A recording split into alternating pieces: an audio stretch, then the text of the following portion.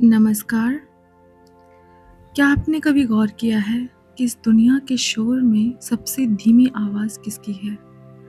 वो आवाज़ किसी बाहर वाले की नहीं, बल्कि आपके अपने अंदर की है।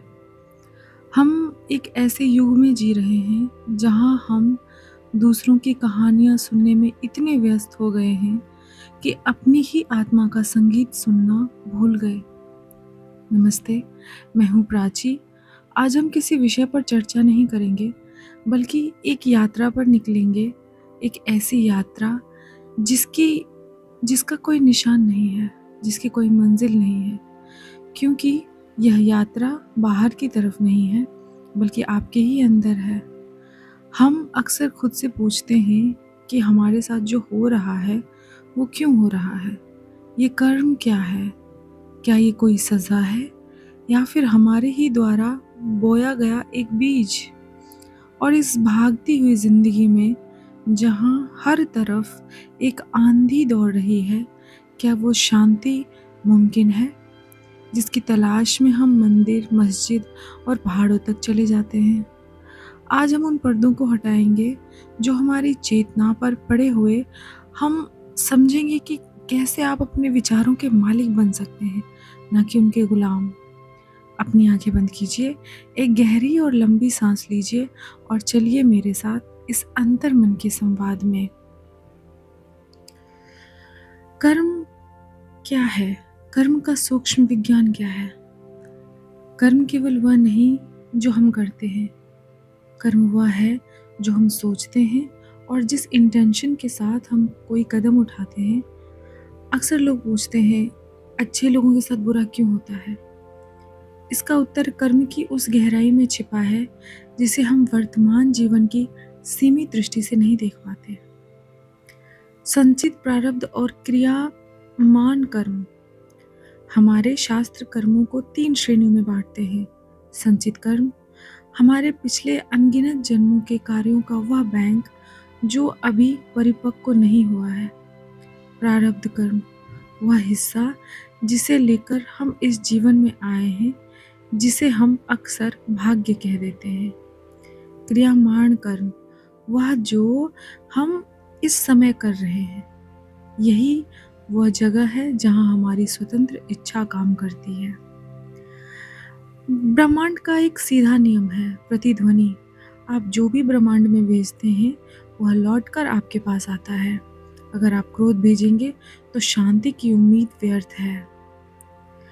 चेतना वह प्रकाश है जिसके कारण हम जीवित महसूस करते हैं, लेकिन हम अपनी चेतना के केवल एक छोटे से हिस्से का उपयोग कर रहे हैं। हमारा मन 3 अवस्थाओं में घूमता रहता है। जागते हुए हम दुनिया से जुड़ते हैं, सपनों में हम अपनी कल्पनाओं और दबी हुई इच्छाओं से मिलते हैं, और गहरी नींद में हम ब्रह्मांडीय ऊर्जा के करीब होते हैं। लेकिन एक चौथी अवस्था भी है, तुरीय। यही वह अवस्था है जहाँ एक योगी या एक जागरूक व्यक्ति स्थित रहता है। अहंकार वर्सेस आत्मा। अहंकार वह आवरण है जो हमें दूसरों से अलग महसूस कराता है। मैं यही हूँ, मेरी यह उपलब्धि है। जबकि आत्मा वह तत्व है जो सभी में समान है। जब हम अहंकार से ऊपर उठते हैं तो हमारी चेतना का विस्तार होता है। आज के जो मॉडर्न स्ट्रगल्स हैं, हम उसके बारे में जानेंगे। आज के समय में इंसान के पास सुख सुविधाएं तो बहुत हैं, लेकिन सुकून की कमी है। क्यों?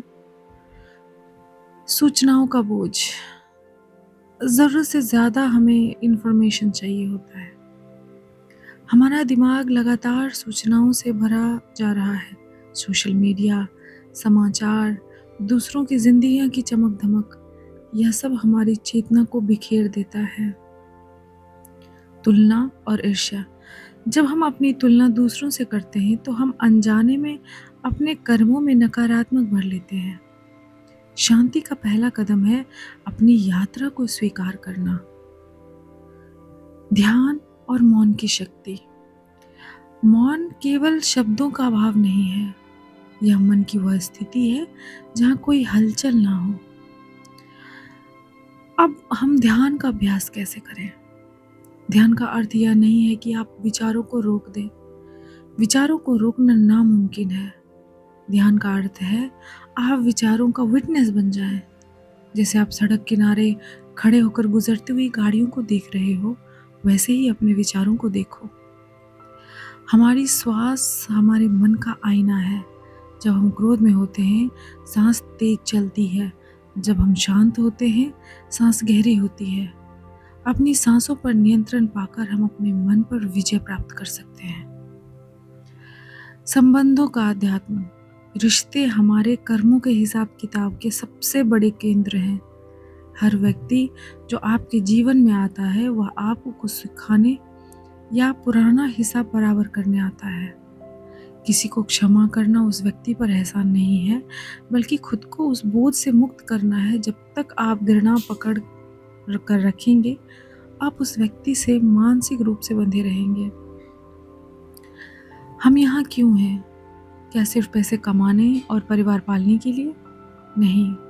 मनुष्य जीवन का असली उद्देश्य अपनी चेतना का उच्चतम स्तर तक विकास करना है। मृत्यु अंत नहीं है, केवल एक बदलाव है। जब हम यह समझ लेते हैं कि हम शरीर नहीं बल्कि एक शाश्वत ऊर्जा है, तो मृत्यु का भय समाप्त हो जाता है और हम वर्तमान को पूरी तरह जीना शुरू कर देते हैं।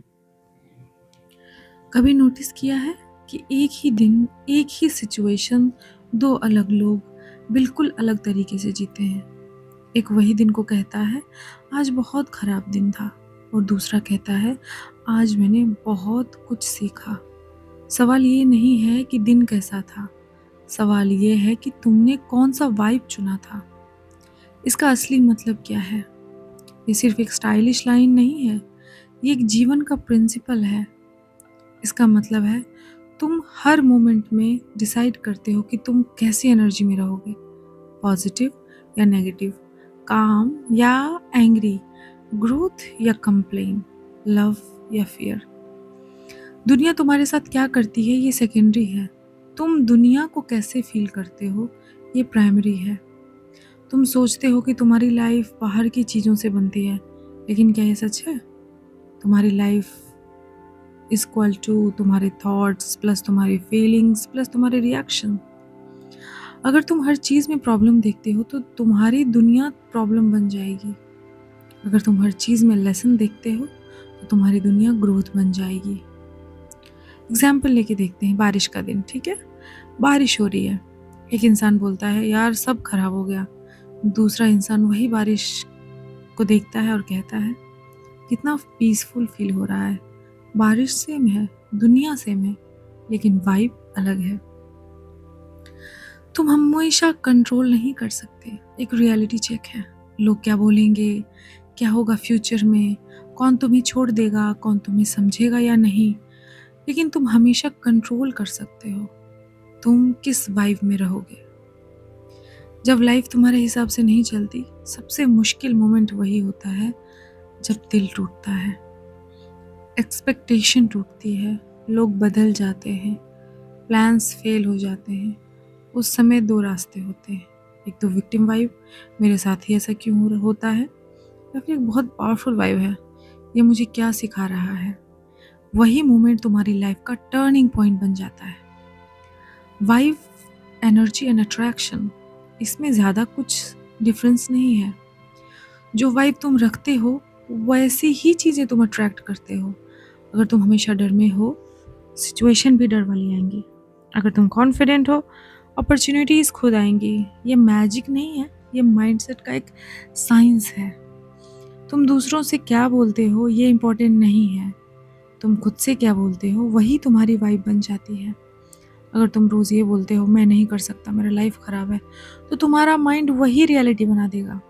लेकिन अगर तुम धीरे धीरे ये बोलना शुरू करो, मैं इम्प्रूव कर रहा हूँ, मैं सीख रहा हूँ, तुम्हारी पूरी एनर्जी शिफ्ट हो जाएगी।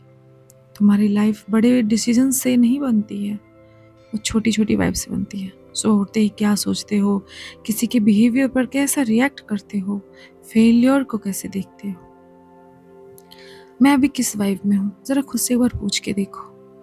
कंपैरिजन, जेलसी, फियर, और पीस, ग्रैटिट्यूड और ग्रोथ।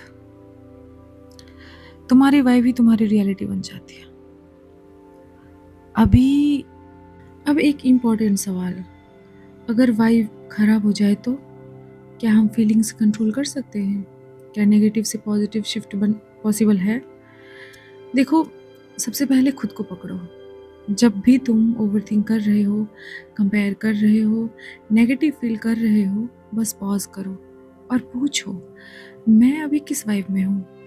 अवेयरनेस ही हाफ प्रॉब्लम सॉल्व कर देती है। जब इमोशन हाई होते हैं, डिसीजन मत लो, रिएक्ट मत करो, बस 5 डीप ब्रीथ्स लो, 10 सेकेंड रुक जाओ, तुम्हारा माइंड काम हो जाएगा। सेम सिचुएशन को डिफरेंट तरीके से देखना। एग्जाम्पल, मैं फेल हो गया, मैंने एक तरीका सीखा जो काम नहीं करता, ये भी तो हो सकता है। उसने मुझे इग्नोर किया, शायद वो बिजी हो सकता है या मेरी एक्सपेक्टेशन ज़्यादा है। ये फेक पॉजिटिविटी नहीं है, ये एक स्मार्ट थिंकिंग है। तुम खुद से क्या बोलते हो वही तुम्हारी वाइब बन जाती है। अगर तुम रोज़ बोलते हो कि मतलब मुझसे ये नहीं होगा, मैं कर नहीं सकता, सब कुछ मेरे साथ बुरा ही होता है, तो जैसा मैंने पहले बताया, तुम्हारा ब्रेन वही बिलीव करेगा। तुम जितना पॉजिटिव बोलोगे उतना ही पॉजिटिव चीज़ें तुम्हारे साथ होगी। हर दिन 3 चीज़ें लिखो जिसके लिए तुम थैंकफुल हो। फैमिली, हेल्थ, छोटे छोटे मोमेंट्स। ये तुम्हारे माइंड को नेगेटिव से पॉजिटिव की तरफ ट्रेन करता है। कुछ एनर्जीज जो है उनको हटाओ, जैसे जो भी तुम्हारी वाइब खराब करती है। टॉक्सिक लोग, over social media, unnecessary comparison, सबको हटाना पॉसिबल नहीं है, लेकिन एक्सपोजर कम करना पॉसिबल है। अब हाई वाइब लाइफ कैसे बनाएं? अब बात सिर्फ मूड की नहीं है, अब बात है लाइफस्टाइल की। Morning decides your vibe. सुबह ही उठते अगर तुम फ़ोन स्क्रॉल करते हो, दूसरों की लाइफ देखते हो, तुम्हारा दिन कंपैरिजन से शुरू होगा। लेकिन अगर तुम 5 मिनट साइलेंस, पॉजिटिव थॉट्स, तुम्हारा दिन कंट्रोल में रहेगा। सबसे बड़ी मिस्टेक क्या होती है पता है? हम अपनी खुशी दूसरों के हाथ में दे देते हैं। उसने रिप्लाई नहीं किया, मूड खराब, उसने अप्रिशिएट नहीं किया, सैड फीलिंग। ये डिपेंडेंसी है। रियल पावर है, मैं खुद को वैलिडेट करता हूँ। अपनी एनर्जी को प्रोटेक्ट करो। हर जगह अपनी एनर्जी मत लगाओ, हर आर्ग्यूमेंट में मत जाओ, हर चीज़ एक्सप्लेन मत करो, हर चीज़ को इम्प्रेस मत करो। पीस चूज करना भी पावर है। डिसिप्लिन एक हाई वाइब है। हाई वाइब सिर्फ फीलिंग्स नहीं है, ये हैबिट्स से बनती है। Proper sleep, healthy routine, consistency. ये बोरिंग लग सकता है, लेकिन यही रियल पावर है। सब कुछ परफेक्ट नहीं होगा, लोग हर्ट करेंगे, प्लान्स फेल होंगे, मिस्टेक्स होंगी, लेकिन स्टक मत रहो, एक्सेप्ट करो और आगे बढ़ो। तुम हमेशा कंट्रोल नहीं कर सकते कि लाइफ में क्या होगा, लेकिन तुम हमेशा कंट्रोल कर सकते हो कि तुम कैसे रिस्पॉन्ड करोगे। एक दिन तुम पीछे मुड़कर देखोगे और समझोगे तुम्हारी लाइफ सिचुएशंस से नहीं बनी थी, तुम्हारी लाइफ तुम्हारी वाइब से बनी थी। इसलिए हर सुबह उठकर खुद से सिर्फ एक सवाल पूछो, आज मैं कौन सा वाइब चूज कर रहा हूँ? और नहीं तो पॉजिटिव रखो, पॉजिटिव रहो, तुम्हारी वाइब ही तुम्हारी डेस्टिनी बन जाती है। हमेशा यह ध्यान रखना कि कोई भी किसी भी कंडीशन में तुम्हारी वाइब खराब ना कर पाए, चाहे वो कोई भी हो, किसी भी स्तर का आदमी हो, औरत हो, एनी हो, मतलब कोई फैमिली का कोई मेंबर हो। तुम अगर खुश हो, तुम्हारा अंतर्मन खुश है, तो तुम्हारा सब ठीक है। और जब तुम खराब हो, तुम्हारा मन नहीं लग रहा है, तुम कुछ भी नहीं कर सकते। इवन इट्स बेटर कि जब भी तुम किसी से मिलो, अगर तुम्हें इनसिक्योरिटीज़, एक घबराहट, बेचैनी कुछ भी हो रहा हो ना, तो स्टॉप टॉकिंग, वहीं रुक जाओ। इससे तुम्हारा मेंटली हरासमेंट होना तय है। और कोशिश करो, हो जाएगा, क्योंकि जो तुम्हारी वाइब के साथ मैच करेगा वो कभी वो बुरा लग ही नहीं सकता है, वो हमेशा तुम्हारे लिए बेहतर रहेगा, पॉजिटिव रहेगा। तो just wait for the best person in your life and live your life freely. अच्छे से जियो, क्योंकि इस ज़िंदगी में ना जीना बहुत ज़रूरी है। काटना तो है ही, लेकिन जीना सबसे इम्पोर्टेंट पार्ट है, क्योंकि हम बहुत सारे योनियों से गुज़रते हुए ये मनुष्य जन्म हमें मिला है और ये जन्म बहुत सुंदर है। तो बी सेफ एंड हमेशा पॉजिटिव रहो।